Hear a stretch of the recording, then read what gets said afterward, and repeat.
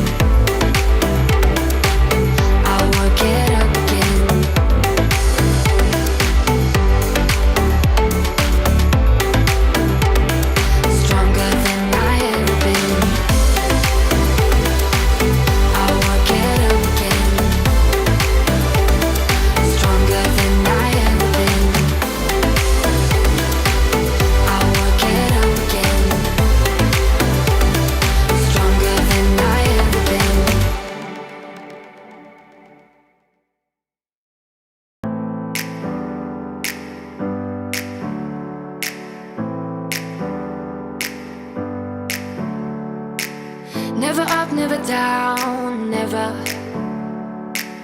Like a theme in a song, clever. Feeling high, feeling low at the same time. Feels so right, then I'm wrong, hoping I'll be fine. But I get up. All right. Hey, everybody. Well, I hope everybody's having a good weekend. It's been a rough week. I have a couple of things. One is, I really struggled to even follow through with this stream tonight in light of, what happened this last week in Texas. And I thought, I'm just going to prepare like a whole space for that. I feel like a lot of people need a safe space right now to process what happened. So the tragic events, they're incomprehensible. Like, it's just, there are no words for it. But I wanted to show up tonight and follow through with what I had prepared for. So the second thing is, here is the new, this is my studio that many of you haven't seen. This is my office, actually. This is what, during the pandemic, I turned my group room basically into my home office. So you know what? I'll kind of show you a little bit here. There's, a little bit of the office here. You can kind of see that way forward is the rest of the group room. So we usually fit about, I usually fit 20 to 25 people in this group room. Well, this is what it needs to be right now, right? I'm doing a lot of live streaming. I'm doing a lot of other things in here that requires this. And that's my way of, that's my way of rationalizing my technology addiction, right? Isn't that what we do? Don't we rationalize and justify and normalize our addiction? So this is my group room, everybody. So I am honored to have you in my group therapy room. This is very cool. Well, somebody said, here, let me see who's watching, who's in here tonight, because for Psychoed Sundays, you psychos end up coming in here, man. I don't know what the deal is, but you guys have something to, there's a reason why you're coming back, and I'm so glad. Before I start, many of you know who I am. In case anybody's watching that isn't in the chat, my name is Carlos Martinez. I am a licensed clinician in California, and this is Psychoed Sundays. Welcome to Motivated Minds, where, that's what we're all about, right? On this channel is motivated minds. And how do we increase that motivation? Well, we have to do two things. In order to move forward, we have to acknowledge the stuff that's tripping us up, right? And that's what we do on Psychoed Sundays. A lot of times we talk about the things that are tripping us up, the things that are easily out of view, the things that we're maybe even in denial about. And the other thing is, we need to be present, right? We're learning how to be present on this channel as well, how to be blessed right here, right now with where we are. And that's a big part of it too. So, okay, so let me just get some of these people in here. For the first time, hang on a minute here. As you can see, I am not ready. So hang on a minute, everybody. This is on the fly here, so let me just bring this up. Yes, we are. Check it out. Lazuka says we are back. Yes, we are, my friend. We are back. My lovely bride is always in here with her tea. Sly, I'm so glad you're here, Sly. Always blessed that you're here. Mr. Camera Junkie. Man, I watched your stream last night. That was something else, man, with that awesome Roadcaster. Jim, really cool that you're here. You're on the road again. Sarasota, Florida. Okay, man. And let's see. Sly is talking to Jim, asked me if he's on vacation. You know what? Let me just fix this, you guys. This is me doing eCam on the fly. I usually don't do this, but today I got into my office today, into this group room, and I had to get it ready for tonight. I'm like, I want to get in this group room tonight, and I really want to be in here. I've got a really nice setup in here. It's quiet, really fast internet because there's nobody in my building right now. Below me, check this out though. Below me, you're going to find this really funny. I am right above a restaurant, and it's a really good restaurant. It's called El Portal, and it's so good. And just up to about 15 minutes ago, they were jamming down there. I mean, they were cranking the music. And you know what? They were cranking it so loud that I thought, uh-oh, did I make a mistake? I didn't realize that they do live music on Sunday nights. And I'm thinking, it's picking it up on my mic. And I'm going, oh, this is going to be disastrous. But you know what? I said, doesn't matter. We're going to do it anyway, right? I'm learning how to just do it anyway and push through my insecurities, which is what we're going to talk about tonight. Jim, it does hit a little close. I'm glad it hits a little close to home, right? It should, because we all have some somewhere, right? Let's see here. Anything else? Mr. Camera Junkie saying hi to Jim. Thank you. I appreciate that. I do. And you know what? If you can tell, Luis, I actually picked some of your colors. Can you tell? Kind of a little copied you there because I really love your colors. Thanks, Jim. I appreciate it, man. And, dude, check it out. There's my bud. Bring back the lights. That's Chris in Progress right there. That's my man. Love that dude. Luis, you're heading to church. Go, dude. And pray for all of those families as well. And let's see, anything else here before I start cranking here. So, here we go. Let's talk about insecurities. I want to just start out with saying, like Jim said a minute ago, I really do hope that it does kind of hit close to the bone. There are three main insecurities that we're going to talk about tonight. But you know why I always talk about this stuff, right? It's because I have firsthand experience. I wouldn't be sharing this with you if I didn't have firsthand experience. I have a lot of experience with insecurities. Surprise!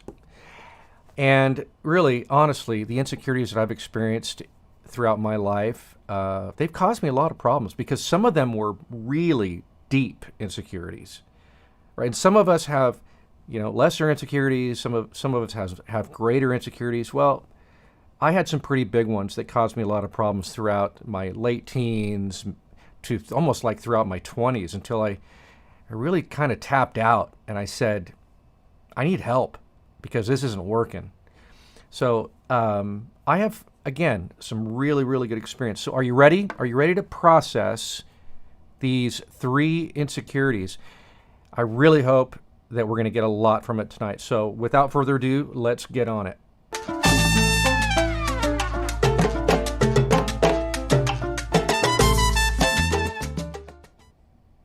Okay, so what causes them? Let's start there. What causes insecurities? Well, as you can see on the slide here that I made for you, they actually can be related to standards set by the people we interact with. It's interesting, isn't it? And the people we interact with the most are kind of like family, friends, peers, societal expectations as well that may be legitimate or perceived. So they may not even be accurate expectations, right? But some of them might be legitimate. So the other part of that is insecurities, they develop when we compare ourselves to others.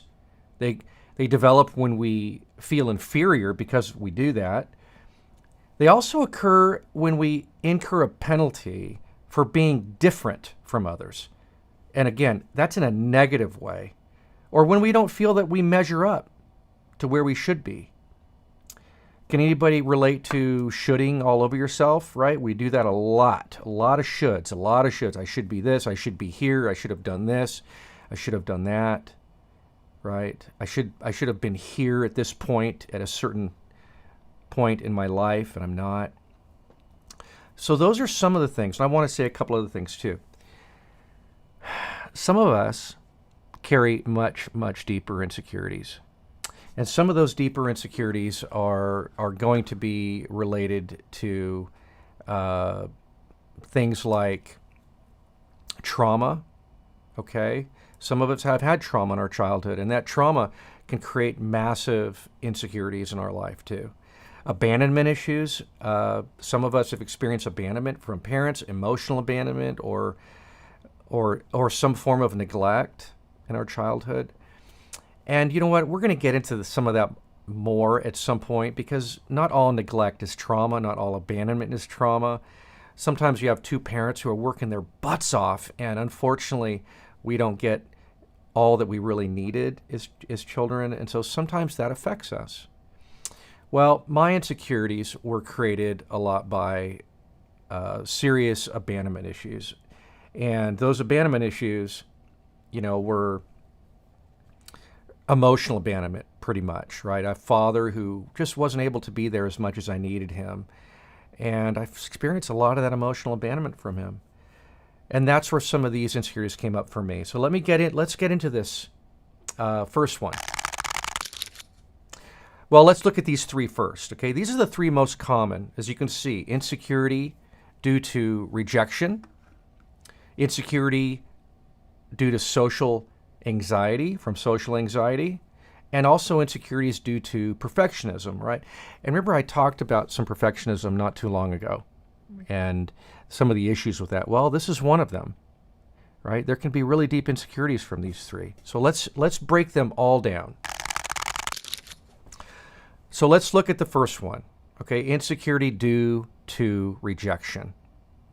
All right, so, and then we're going to talk about what to do in here, okay? Some of the what to do's. But think about rejection. Rejection can come in so many different forms. It can come from peers. It can come from early childhood. It can come from school. It can come from even parents or siblings, right? When we are feeling rejected. It can also come through our supervisor. It can come from our boss. It can come from our teachers or professors. It can come from authority. It can come from pastors or, other people like that as well. Rejection, it may not be accurate. It may be perceived. And that's a really big difference right there, is rarely have I ever actually been rejected. Okay, speaking from personal experience, when I have felt rejected, it wasn't rejection. It was how I perceived it. This person was not intending to reject me, but that's how I was processing it. That's how I interpreted what they said. And because I didn't have the best communication skills, I wasn't able to respond by asking questions. Maybe it's because I was avoidant, which a lot of us are, and I didn't want to confront the person, or I didn't have a voice. I didn't want to share with them that I actually felt rejected. Actually, when we feel rejected, sometimes we get defensive, right? And you know what defensive looks like to the person that we're feeling rejected from? It looks like this. It looks like we're in a fighting stance. And that's the way it comes out. When we get defensive, we typically attack because we're feeling attacked. Well, it's really important that when we feel rejected, that we are able to kind of sift through the evidence. Am I really being rejected? Well, here's the interesting thing about rejection is it may not just be a feeling. It may be a belief. Remember, I talked a little bit about this before, is sometimes there's a belief in play where I felt rejected through, my childhood growing up. There was just this narrative, this dysfunctional narrative, and part of that dysfunctional narrative was I don't think I'm good enough. And so we easily feel rejected or believe that we're being rejected. I had a client many, many years ago who struggled a lot with this, and she allowed me to talk about her stuff with other people, so I'm sure that'll be okay. Well, she feared rejection all the time. She struggled with rejection all the time. And let me just make sure I keep my place here, because I want to make sure that we are able to get through all of this. Okay, so she believed she was always being rejected by people when she was in groups, when she was with friends. It paralyzed her. It really kept her from almost growing into the person that she wanted to be, because she wanted to be this secure person who didn't feel the anxiety of rejection. And because she believed she was rejected and didn't just think she was rejected, didn't just feel she was rejected, because she believed it, she acted as if it was true. That's a really good sign that we are actually not just struggling with a feeling or thought, but that we're actually dealing with a belief. So think about any time in your life where you might have struggled with some rejection from someone.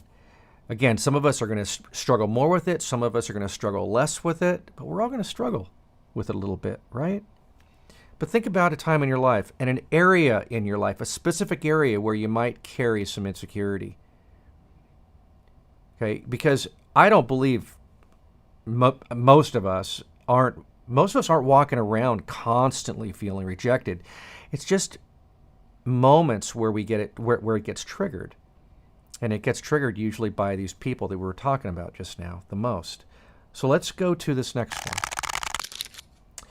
So here's well, you know what? Let me go back because I didn't read these real quick. So what do we do about the rejection? The rejection insecurity. Well, I have some thoughts for you here. One is, think of our achievements. Make a list of your achievements and get rid of the other column. Remember we talked about this a couple weeks ago? It's so easy for us to fill up that column of failures.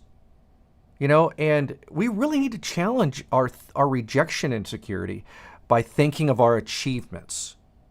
The next thing is reach out to friends and family for distraction and for comfort. Oftentimes that gets out of our head. When we're in our insecurity rejection, we need to get out of our head. We need to do something to get out of our head. Sometimes it's self-care. Sometimes we need to just go walk around the block. Just get out of our head. Sometimes it's journaling. Journaling my achievements. What have I achieved? I need to really put my mind on how I have grown, how I have succeeded, how I've changed. One of the things I do a lot with clients is I will ask them to not only remember something really awesome that they did, but I want them to journal it. I want them to write out a significant breakthrough, a significant follow through, something they followed through with, a significant achievement in their life. This is usually what they say. Well, I guess that test that I took, that certification, I guess was a pretty good thing. But and I go, stop, no buts. Get out of your head, no buts. That's a significant accomplishment. You didn't have that certification before. You have it now.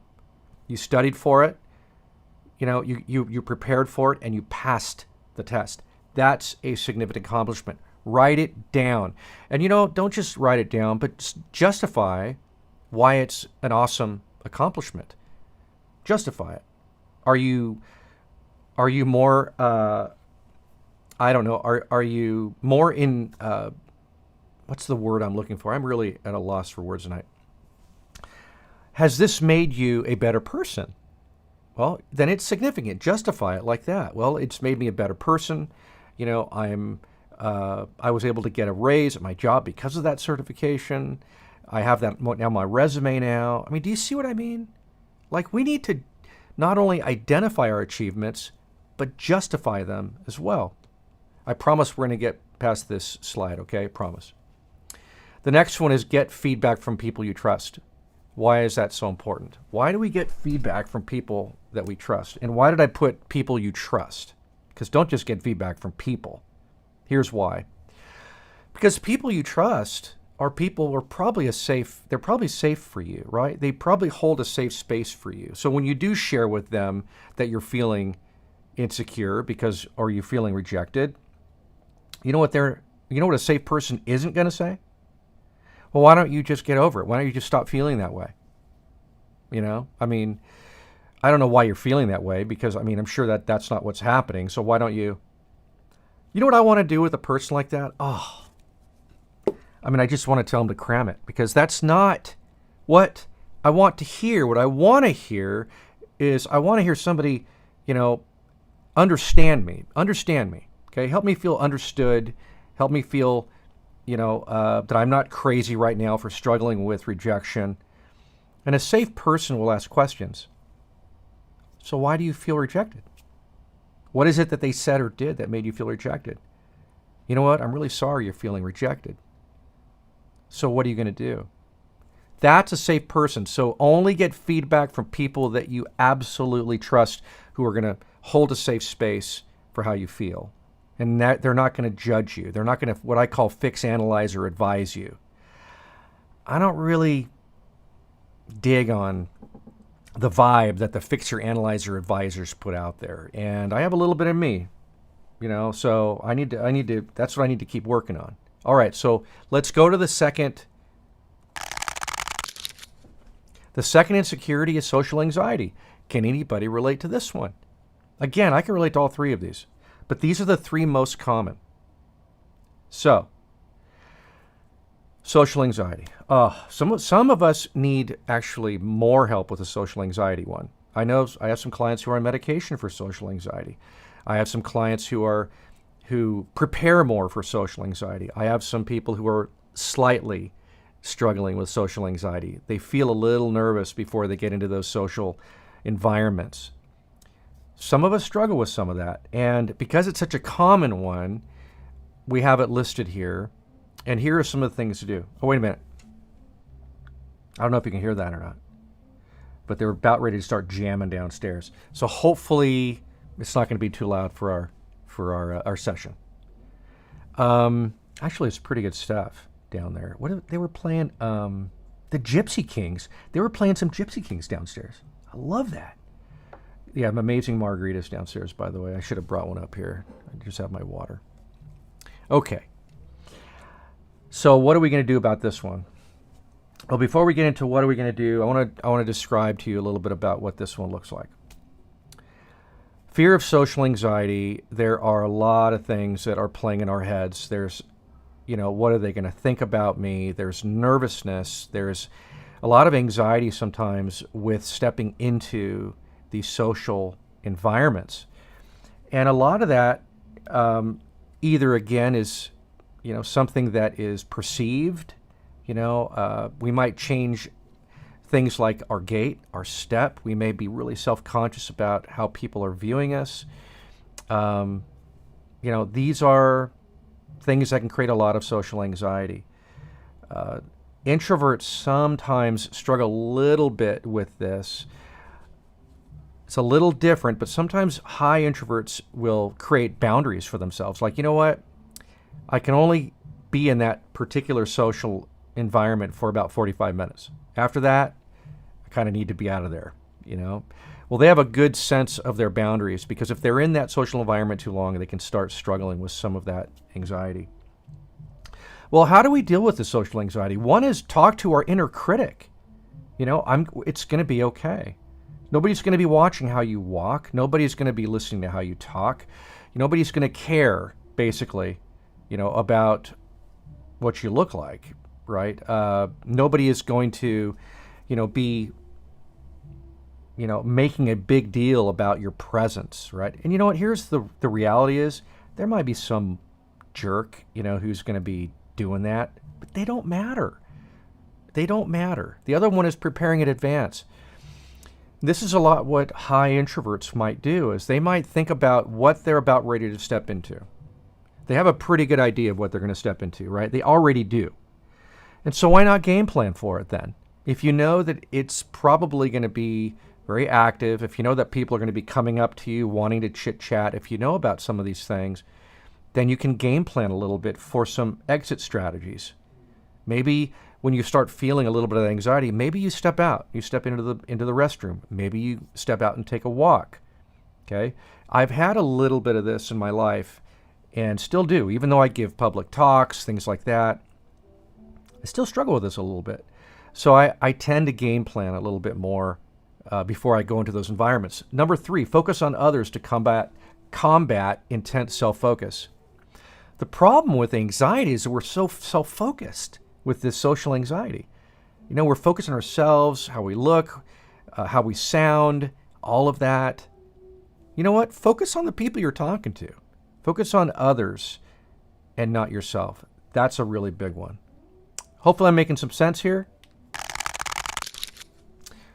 Okay, this is the third one, the third and final insecurity, most common insecurity, and that is perfectionism.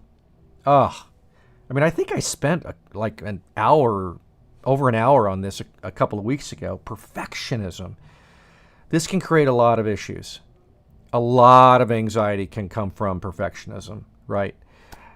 So my perfectionism comes up with technology, around technology. It comes up around certain things, especially technology, I would say.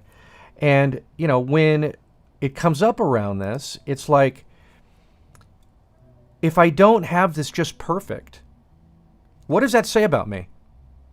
If I don't have this the way I want it, what does it say about me? Right? It's kind of like, what does it say about me? What does it say to others about me? If I don't do this thing just right. So I have to have it just right. And some of those insecurities, the perfectionism one, falls on stuff that I kind of gained from childhood. A lot of that insecurity is stuff, the perfectionism insecurity came from childhood for me. And it's really hard to not judge myself. It's really hard not to be hard on myself when I don't do something just right. It's hard for me to let it go for the main reason because of what it says about me. And it shouldn't, right? It shouldn't. It shouldn't do that. Let me go back to this one. So here's how we try to do it. If we're struggling with a perfectionism insecurity, We need to focus on our efforts and not the goal. Focus on the efforts. Speak to the most gifted athletes in the world. They actually focus on their efforts. They don't focus on the outcome so much. They focus on the efforts. And focusing on the efforts can create a lot of reward as well. Get it out. Somebody said that today. I think it may have been Lewis, Mr. Camera Junkie, I think last night. He said something like that. Just kind of get it out. Let the world have it. Just get it out. And nobody cares. I mean, you know what insecurities do? Insecurities make us think that we are the most important people in the world. Let me share a story with you. Listen carefully.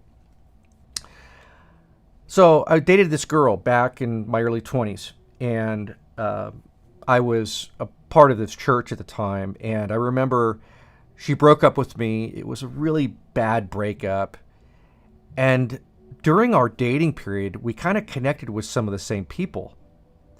And so when we broke up, I didn't want to go back.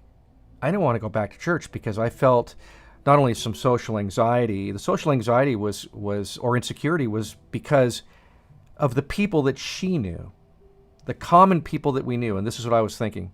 What do they think about me now? What kinds of things has she told them about me? And I don't want to go back. I don't want to go back.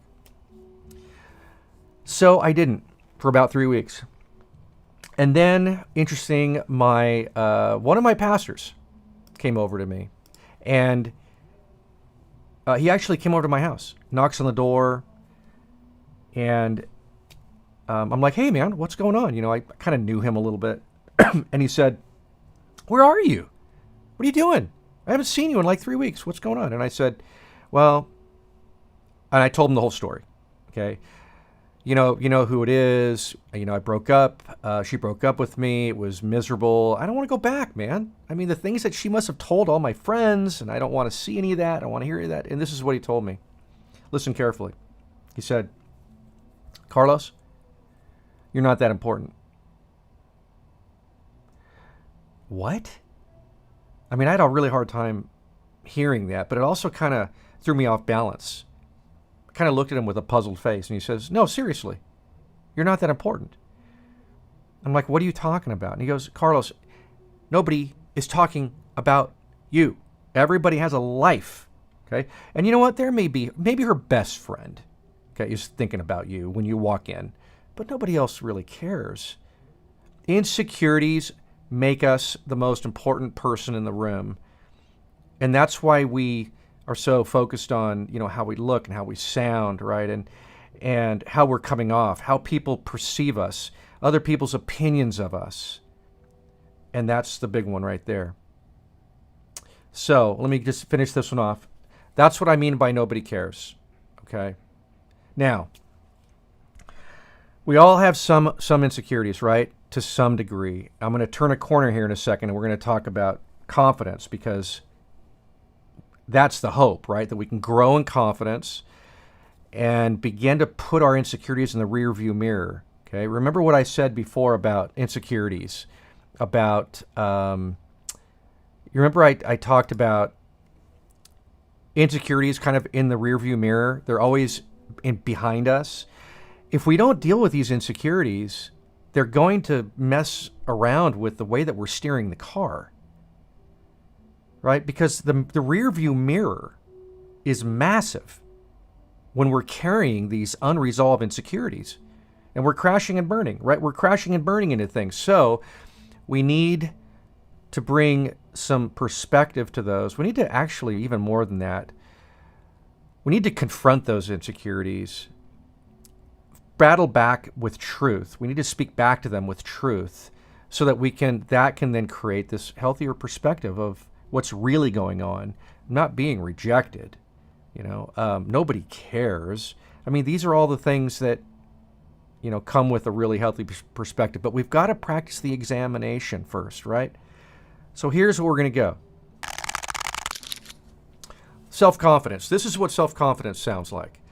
It's an individual's trust in his or her own abilities, in our capacities and judgments, or even our beliefs that we can successfully face day-to-day challenges and demands. And that's an actual psychology dictionary. That comes out of our psychology dictionary. Isn't that powerful? That's our goal, right? There's so much freedom and wholeness that comes from living in that kind of growing self-confidence. Now, let me go back here again and share with you, remind you of something. You don't have to be paralyzed by insecurity in your life to have insecurity, right? Just, again, think of certain areas. I've worked with some of the seemingly most confident people ever. And then you hit them in that soft space and they break down. They get defensive. It's like, oh, okay, I can tell you've got some insecurity there. Okay, I didn't know that, right? So we all have some in some area, and that's why we're talking about this tonight. So let's go to our... I want to talk to you about this incredible... Look at this amazing quote from E.E. Cummings. Once we believe in ourselves, we can risk being curious. We can risk being in wonder. We can risk being spontaneous and even find delight in it, or any experience that reveals the human spirit. This is the freedom that comes apart from our insecurities, everybody. Okay? Like there's just no greater freedom than putting those insecurities in the rearview mirror in perspective. You know, we're not crashing and burning into things. We're actually experiencing, you know, a growing and increasing freedom in our lives. And let me tell you, that's been my experience. I'm living today in a growing, increasing freedom because those insecurities, they don't dictate my next steps. I'm not at the mercy of those insecurities anymore. And that's a goal, right? To not be at the mercy of them when they get triggered. Because they're going to get triggered. They're going to come up somehow, some way. But with the work, we don't have to be triggered by them, okay? So hopefully this is helping, right? My switching scenes aren't working, so I'm doing those manually. I didn't get everything done tonight for this. But I want to just see what some of you are saying, okay? So let me get back up here and see what's happening, because I think we've had a lot of comments in the group, I think, as we're... So, let's see. Yep. Hey, by the way, I wanted to say, hey, Kevin, I'm glad you're here, man. Emily is here. So cool to see you, Emily. Yes. Thanks, Kevin. It is. Actually, I didn't think about that. This is actually a really cool place to share this from. It's my group therapy office, right? Thank you, Kevin. By the way, telling everybody to hit the like. That's super, super helpful. And Jim, okay. Just get over it, right? That's not a safe person. I'm glad you can connect with that. I mean, I know people have the best intention, mostly, but let me tell you, I don't think I shared this yet, but I want to share this with you. There was a group that I was running a little while back, and in that group, somebody shared, and after they were done sharing, this is what they said. Well, actually, after they got done sharing, I called the next person to share. And the person said, well, wait a minute. Actually, I was wondering if I can get some feedback. Oh, you want some feedback? Okay. And I said, well, why do you think you want feedback with what you just shared? And he said, because I came here to get advice. I want to know how to fix my problem. What was he seeking? He was seeking a quick fix. Okay, and I knew that that's what he was looking for. So I said, I'll tell you what. Let's just take let's see a consensus of how everybody feels about giving you feedback. So I said, does anybody in here want to give, let me just call him Johnny. Does anybody in here want to give Johnny feedback? I swear, every single person, 12 people raised their hands. Everybody was ready to give Johnny his feedback. It's easier to do than share your own stuff. And that group was full of fixers, analyzers, and advisors. Okay? And I said, Johnny, That's why this isn't a feedback group, because everybody in here would rather stuff down your throat. They want to fix you. They want to, because they don't want to talk about their own stuff. Okay, and that's why we don't do it in this group. So Jim, I'm glad you can connect with that. Let's see here. Yep, it is. I think you remember that last night, right? Let the world have it. That was such a good word, man. I think that's why I kind of put it in here today. It's true. And my beautiful bride is saying perfectionism is generational sin. She has done a lot of study on this. It's like these are issues that are passed down, whether you believe it's sin or you believe that it is dysfunction, okay? Because regardless if you're a person of faith, what we can see is a lot of our dysfunction from our family of origin, unfortunately, is passed down. Have you ever done a genogram? Where you actually look from as many generations back as you can, and you look at all their dysfunctional characteristics all the way through. Sometimes that gets passed down from generation to generation. And she actually says, I've been trying to break it by practicing taking things less seriously and learning to surrender more. And believe me, she has. So Emily is saying that God has always been there for me. He never leaves my side. He's always with me when I'm sad and hurt and heartbroken. Yeah, you've talked about a lot of stuff. So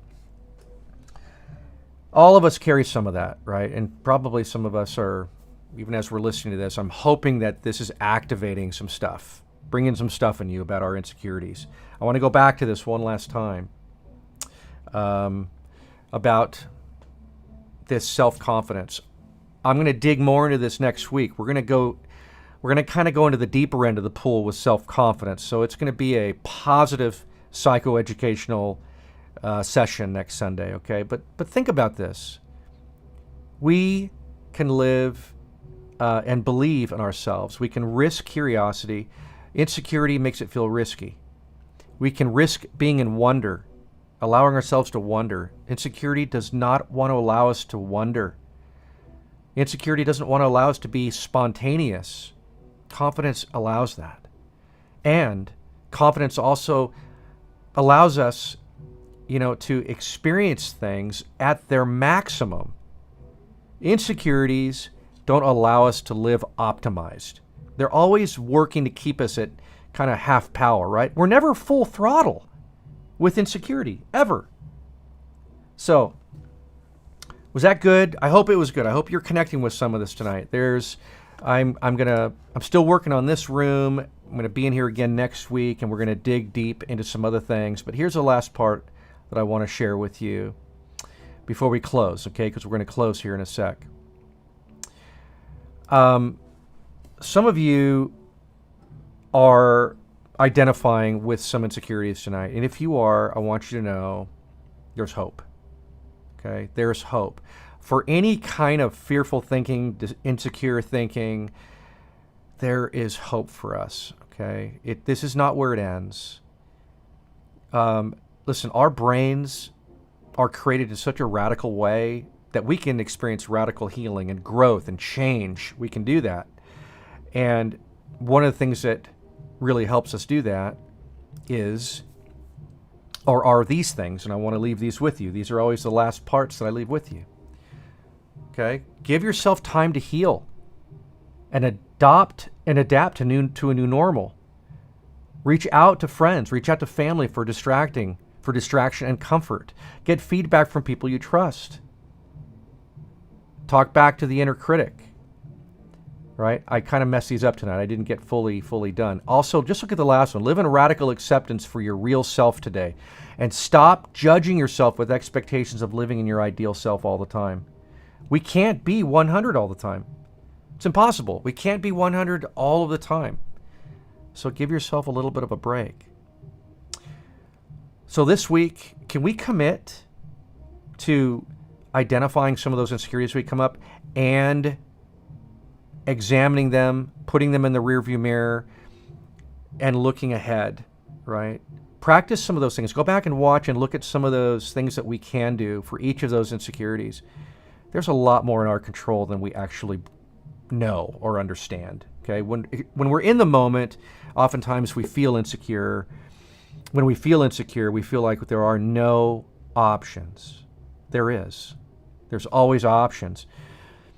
We just need to be intentional about those options, right? There's always things that we can do that are within our control. We just need to learn how to let go of the things that are out of our control more effectively, right? So everybody, so cool to be with you tonight.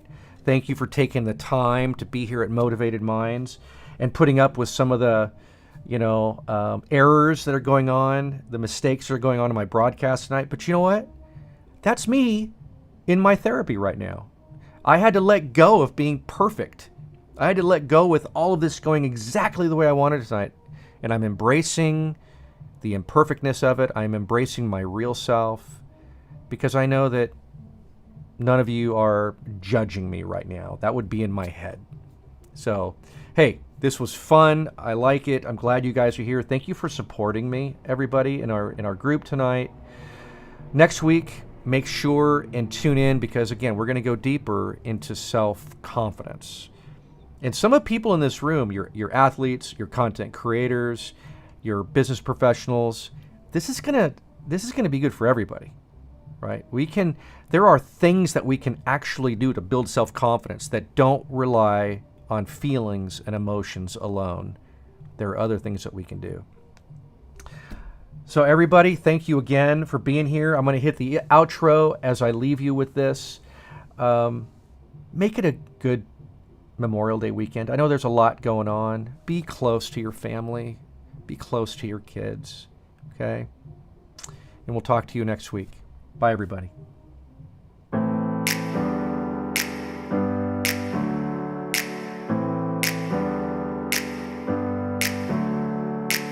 Never up, never down, never. Like a theme in a song, clever. Feeling high, feeling low at the same time. Feels so right, then I'm wrong, hoping I'll be fine. But I get up, I always do.